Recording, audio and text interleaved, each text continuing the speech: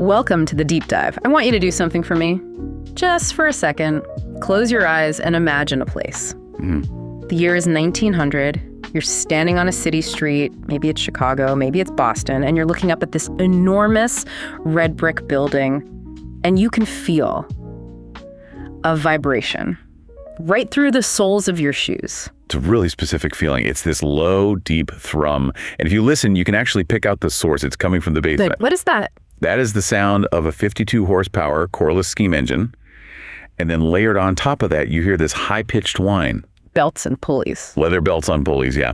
And then it's sound that cuts through everything else, this sharp, rhythmic clang of sledgehammers hitting anvils. And the smell, it's not chalk dust in old books. It's what, coal smoke? Coal smoke, definitely. Hot oil. The smell of fresh pine shavings. And that sharp, almost electric smell of ozone from the forge. So if you're just standing there with your eyes closed, you would swear 100% that you're outside a factory. A steel mill in Pittsburgh. A locomotive works, something industrial. But you're not. You open your eyes, you look at the sign over the door, and it says, school. And that's the shock. This isn't a vocational school in the way we think of it now, a place for kids who aren't book smart. This is the ideal school. This is the blueprint for a complete revolution in education, as imagined by a man named Charles H. Ham. We're diving deep into his manifesto, Mind and Hand. Specifically, the third edition from 1900, right at the turn of the century. And calling it a book, it just feels inadequate. It really does.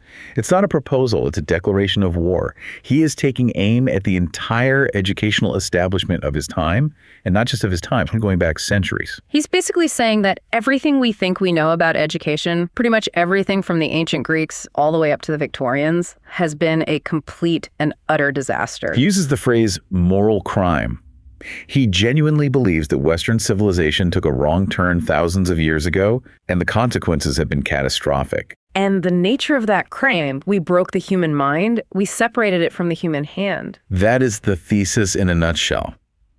For Ham, manual training isn't an elective. It's not a fun little side project. It is the chief factor in all education.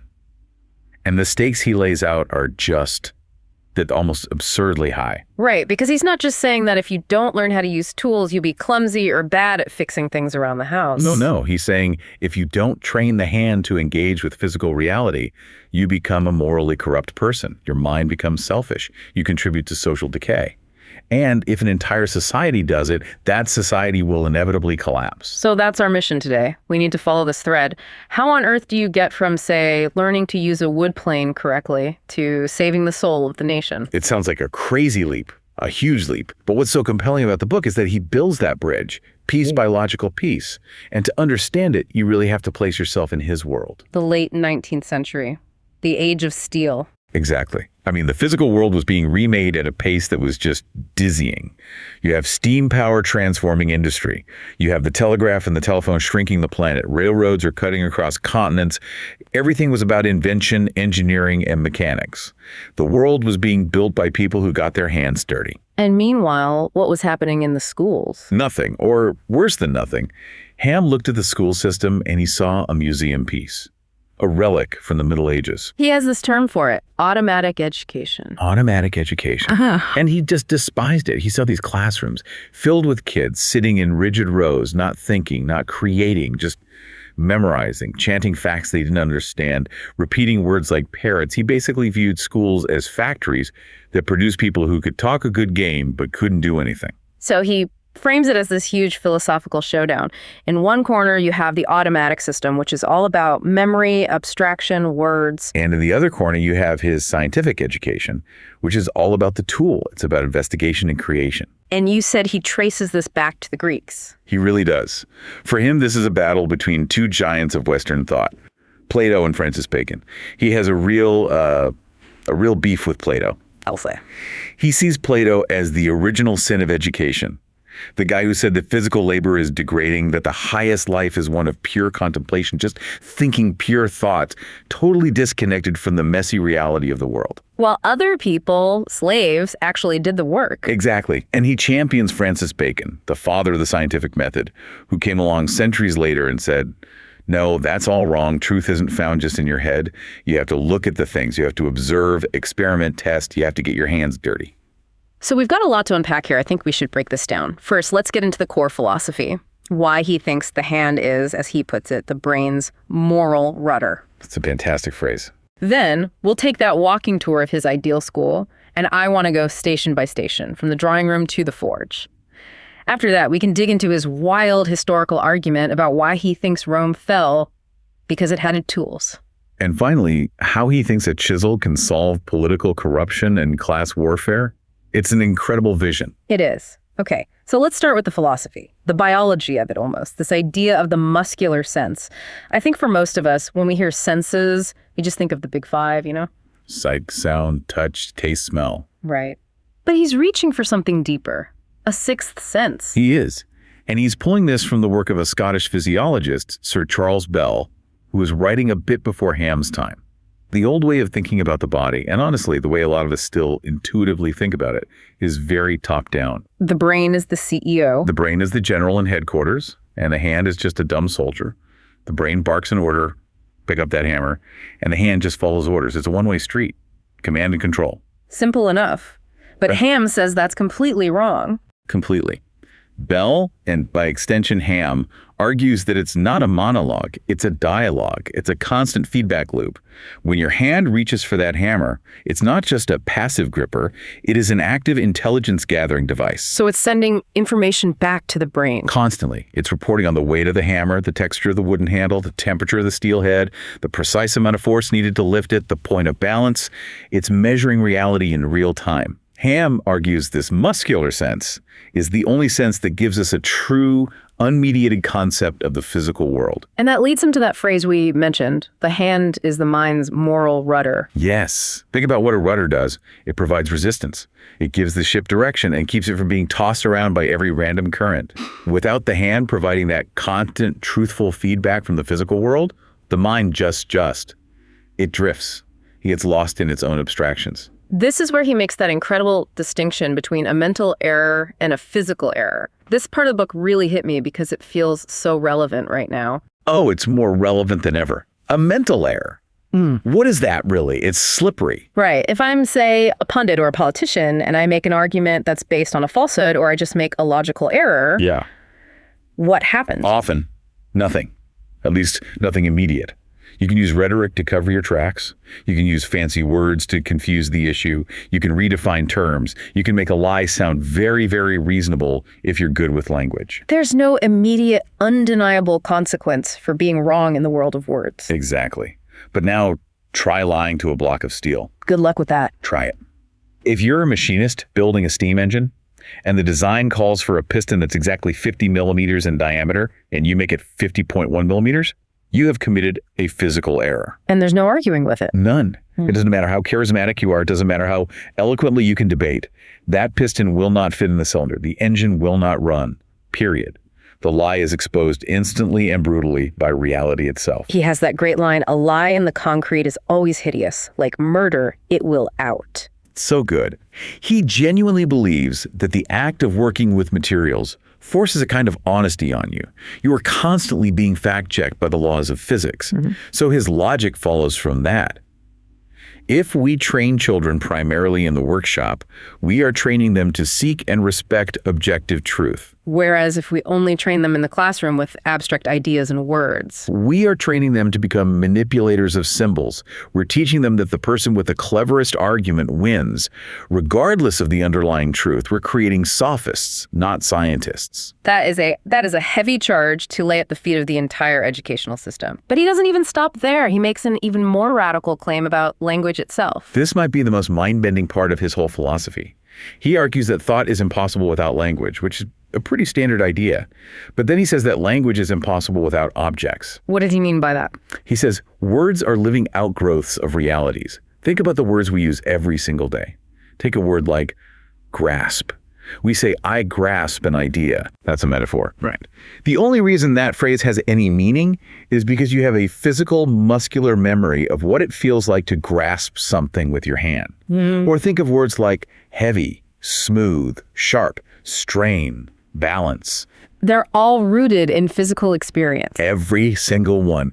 If you had never touched a rough surface, the word rough would just be a meaningless noise. Wouldn't connect to anything. His argument is that our entire vocabulary, our entire ability to think abstractly, is built on a foundation of these physical metaphors. So his nightmare scenario is that if we as a society stop making things, if we stop interacting with the physical world, our language starts to die. It becomes unmoored from reality. It hollows out. We'd just be left making sounds at each other that evoke emotions but don't actually correspond to anything true.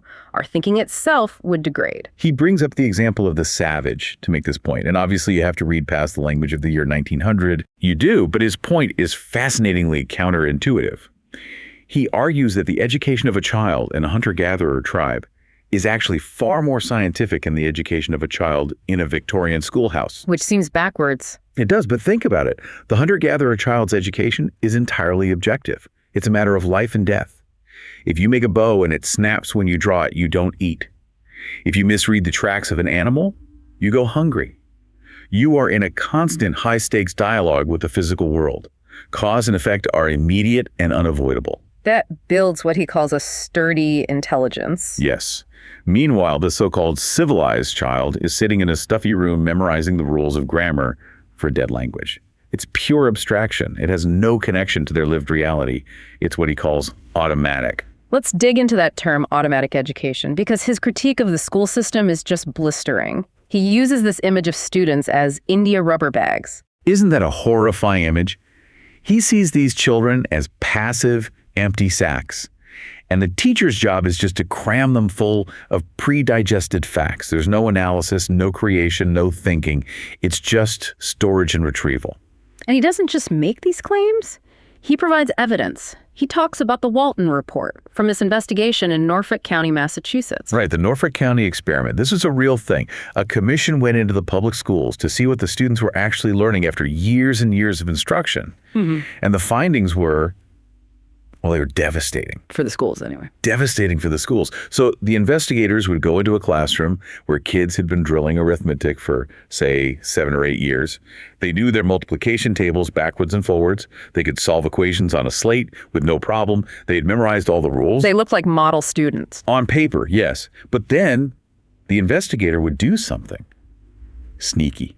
He'd pull out a simple physical object. In one famous example, he pulled out a deck of playing cards. Just a normal deck of cards. And he'd hand it to a student who had just aced his fractions test. And he'd say, all right, son, give me 1/3 of 1/2 of these cards. And what happened? The student was paralyzed. He just stared at the cards. He couldn't do it. Wait, I don't understand. He could do the math on a chalkboard, 13 by 12. He could do the symbolic manipulation, yes. He knew the rule. Multiply the numerators, multiply the denominators, you get 1/6. But he could not connect that abstract rule to the pile of 52 physical objects in his hands. He knew the words, but he didn't know the things. So the knowledge was completely useless. Worse than useless. It was a delusion. It created the illusion of understanding where none existed. The moment that knowledge was tested against reality, it crumbled into dust. Ham uses a really simple diagram of the brain to explain why this is happening. He splits the brain's function into 2 halves, absorption and expression. It's a great simple model. On one side, absorption, we take in the world. We have 5 channels for that, the 5 senses. We're constantly absorbing data through our eyes, ears, skin, and so on. The input side of the equation. Exactly. But on the other side, expression, the output side. How do we act upon the world? How do we give back? He says we really only have 2 major channels for that. Tongue in the hand. Speech and action. And Ham's devastating critique is that the entire educational system of his day was focused on only one of those channels. The tongue. 100%. We teach reading, we teach writing, rhetoric, debate. We train students to manipulate words and symbols. But the hand, the other 50% of the brain's expressive power, is completely ignored. It's left to wither.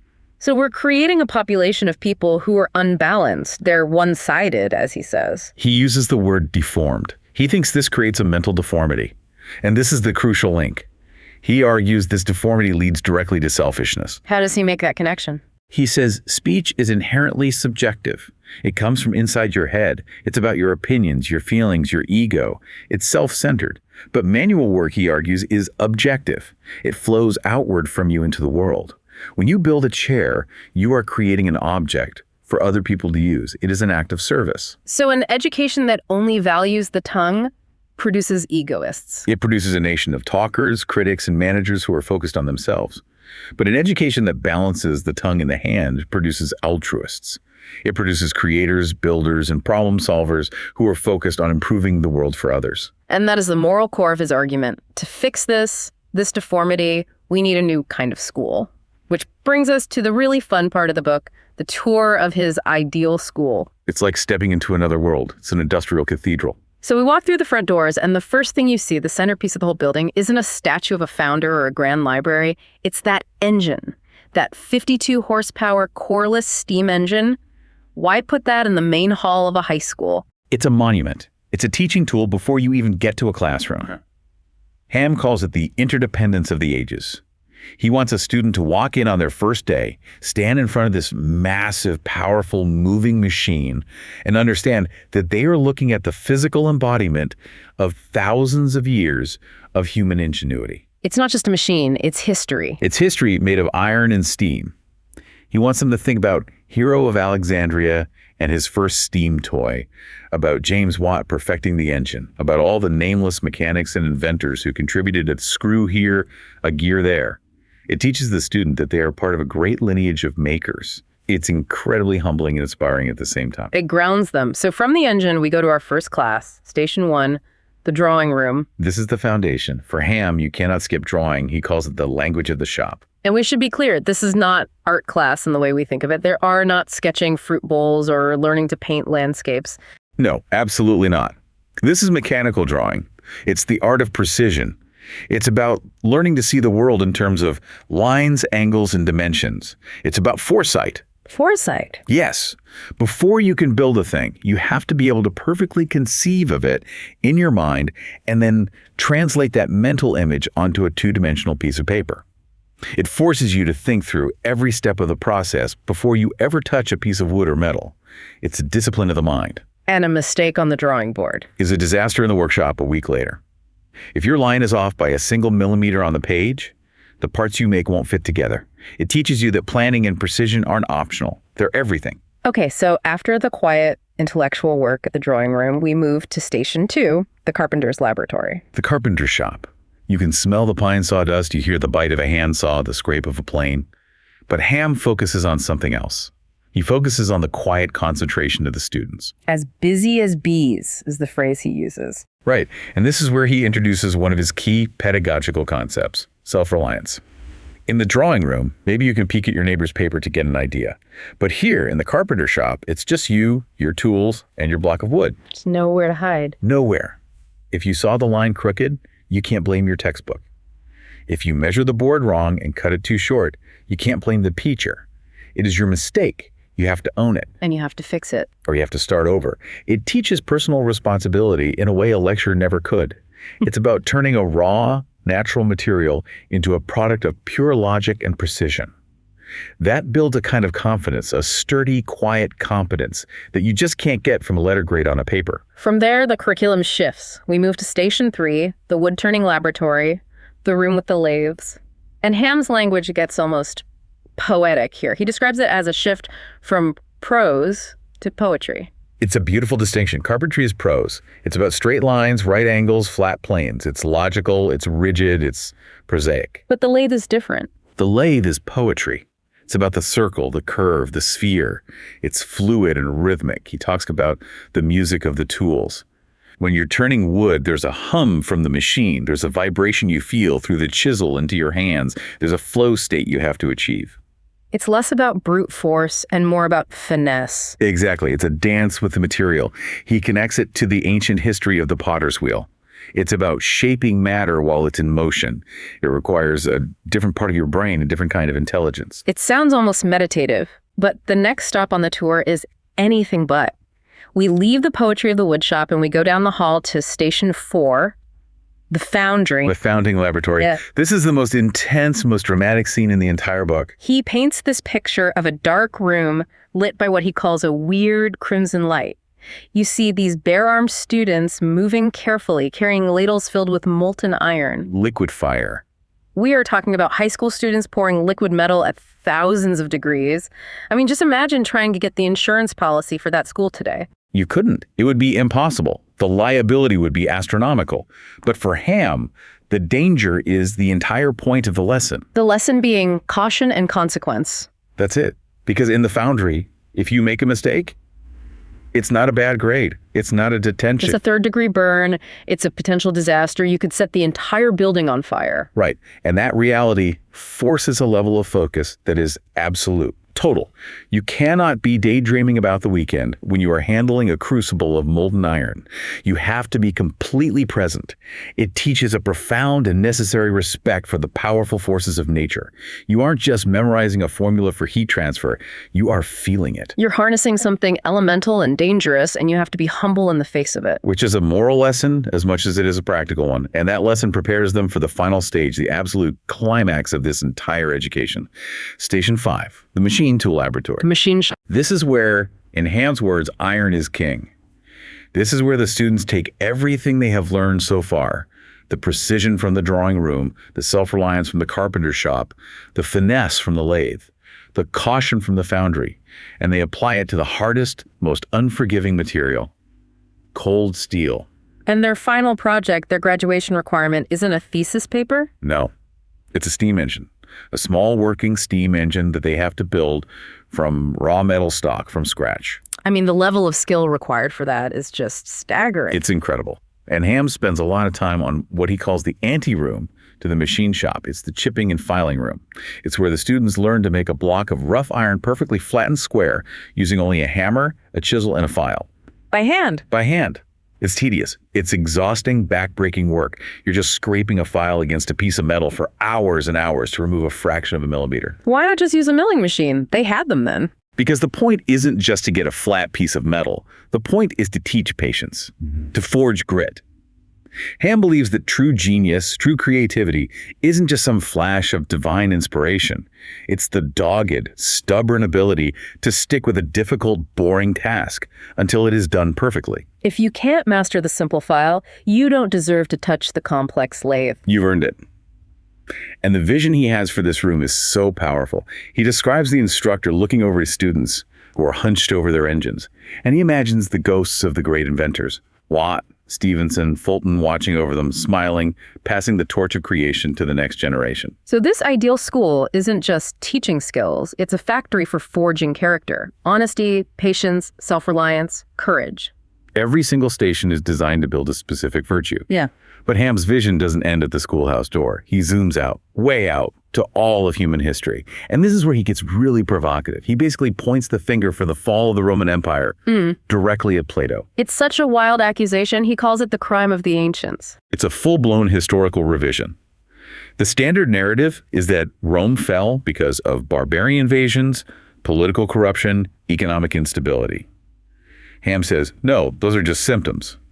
The root cause, the disease, was a philosophical one. This is their attitude toward work. It was their contempt for manual labor. In the classical world, in both Athens and Rome, if you worked with your hands for a living, you were considered degraded.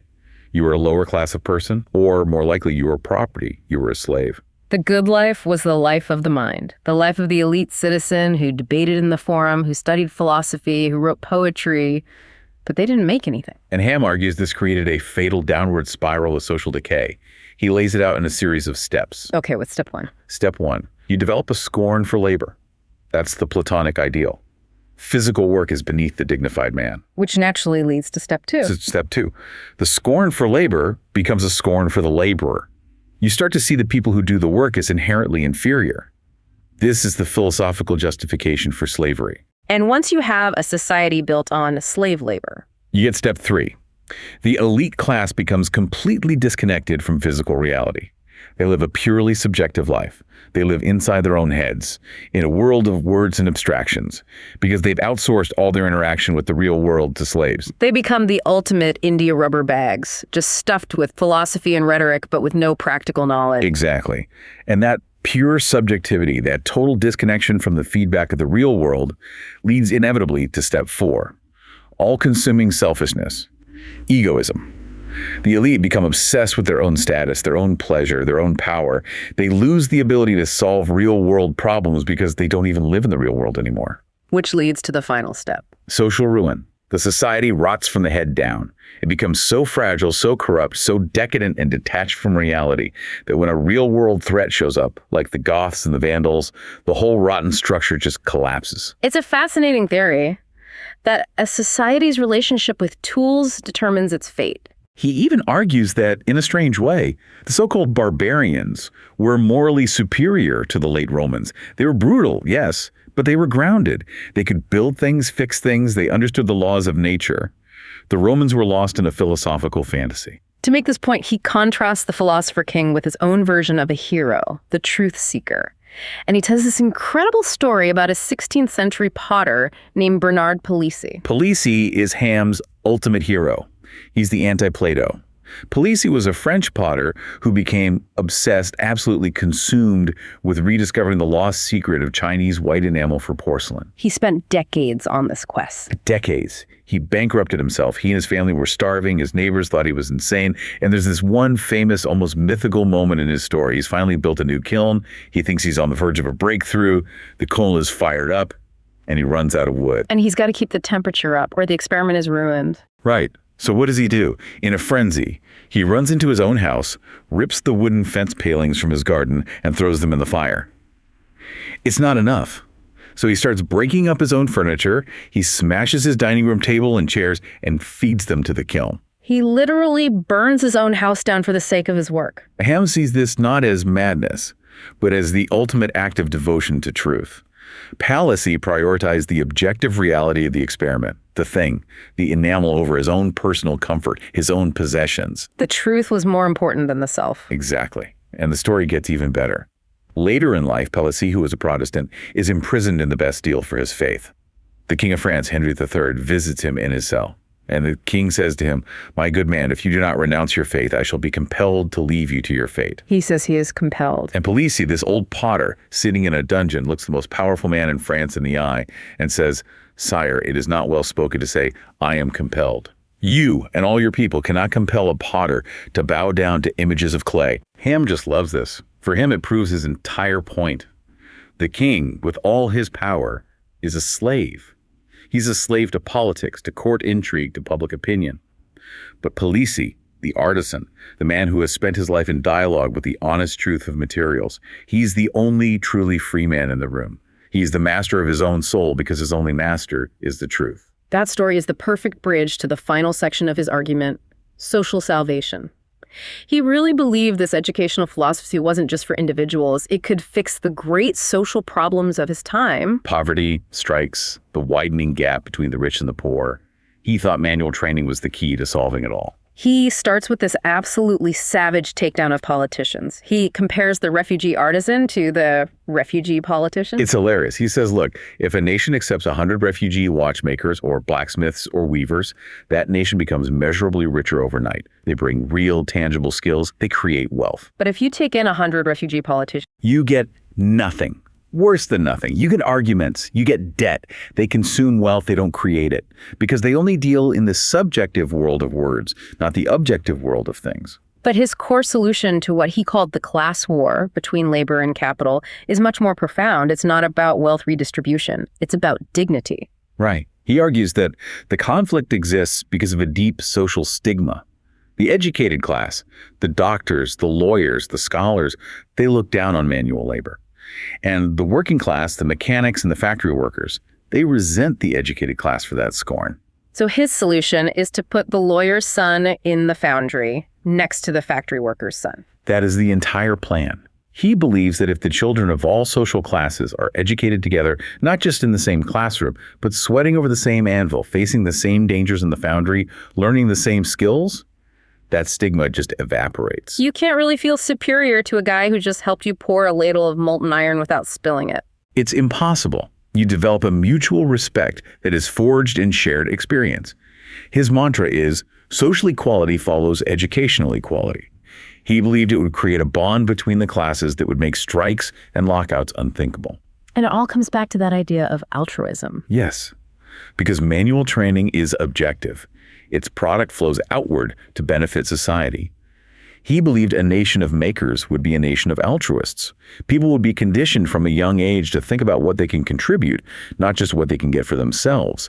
It would literally build a kinder, more cooperative society. And he's surprisingly progressive for his time about including women in this vision. Very much so. He calls the systematic neglect of women's practical education the crime of crimes. He fully advocates for the co-education of the mind and hand for both sexes. He cites real-world examples like the domestic economy programs at Iowa Agricultural College and the Toledo Manual Training School, where girls were learning to use tools right alongside the boys. He saw it as a massive waste of human potential. A criminal waste. He basically says, how can we hope to advance as a scientific industrial civilization if we leave half of our population stuck in the automatic age? So if we take a step back and look at the whole picture, Mind and Hand is so much more than a book about shop class. Oh, it's a complete philosophy of life. It's a manifesto about how to be a sane and moral human being. The central message seems to be, to think clearly, you must act physically. To be a moral person, you must engage with the unflinching honesty of physical materials. It's a desperate plea to move from the automatic life, a life of blind obedience, of rote memory, of living in the clouds of abstraction, to the scientific life, a life of investigation, of creation, and of respect for the truth. Which, of course, brings us to the really uncomfortable question for anyone listening to this today. If Charles Ham were transported to our world, to the 21st century, what would he think? I think he would be absolutely horrified. I think he would see his worst fears realized on a scale he couldn't even imagine. We are so much more subjective than the Romans ever were. Infinitely more. Most of us, especially in the knowledge economy, we live our entire lives inside screens. We manipulate symbols, we write code, we send emails, we create spreadsheets, we post on social media. But how often do we touch the underlying physical reality that all of that is built on? It's a good question. I mean, ask yourself, when was the last time you verified a truth with your own hands? Not by Googling it, not by asking an AI, but by actually touching it, building it, testing it against the physical world? We are in grave danger of becoming the ultimate India rubber bags. We're just stuffed to the brim with digital information, with opinions and abstractions, but we're almost totally disconnected from that moral rudder of the hand. It's a sobering thought. Okay, to wrap this all up, as we always do, let's play with these ideas a bit. Let's run a couple of thought experiments and, of course, a quick disclaimer. This is purely for entertainment and educational purposes, pushing the philosophy to its logical and maybe absurd limits. Okay, thought experiment number 1. The Silent Senate. Imagine we reform government based on Ham's principles. All spoken and written language is banned from the legislative process. Okay, wow. No speeches, no debates, no 1,000-page bills. None of it. If a legislator wants to pass a law, they have to go into a national workshop and build a working physical prototype of that policy. So if you want to pass an infrastructure bill, you have to build a scale model of the bridge. And if the model collapses under a stress test, the law is rejected. If you want a new healthcare policy, you have to build a system of pipes and valves that models the flow of resources, and if it gets clogged, the policy fails. You'd completely change who goes into politics. You'd replace all the lawyers and rhetoricians with engineers and systems designers. Ham would argue it would be the first truly honest government in history. Right. It would completely eliminate, as he would say, the selfishness of rhetoric. You can't filibuster a collapsing bridge. The physical truth is undeniable. The lie will out. Exactly. Okay. Experiment number 2. The linguistic apocalypse. This one is based on his idea that language is an outgrowth of realities. That our words need to be anchored to physical experience. Right. So let's imagine a future, maybe not that far off, where we achieve full automation. AI and robotics handle everything. Mining, farming, construction, manufacturing. Every physical task is done by machines. Humans never need to touch a tool or a raw material ever again. We just consume. The ultimate automatic existence, a life of pure subjectivity. In that world, would our language eventually dissolve into meaninglessness? If we lose the collective muscular sense of what it feels like to lift something heavy, does the word heavy eventually lose its meaning? Does grasping an idea become an empty phrase because no one grasps anything anymore? I think Ham's answer would be an unequivocal, terrifying yes. He would say that without the constant re-anchoring of our words to physical sensation, our language would decay. It would become a set of emotional grunts and abstract noises. We would lose the ability to think truthfully because we would have lost our connection to reality itself. We'd become a species of ghosts, just floating in a sea of symbols, completely untethered. Pretty dark vision. But the solution, at least his solution, is beautifully simple. Go pick up a hammer. Go plant a garden. Go make something true. Thanks for taking this deep dive into mind and hand. We'll see you next time.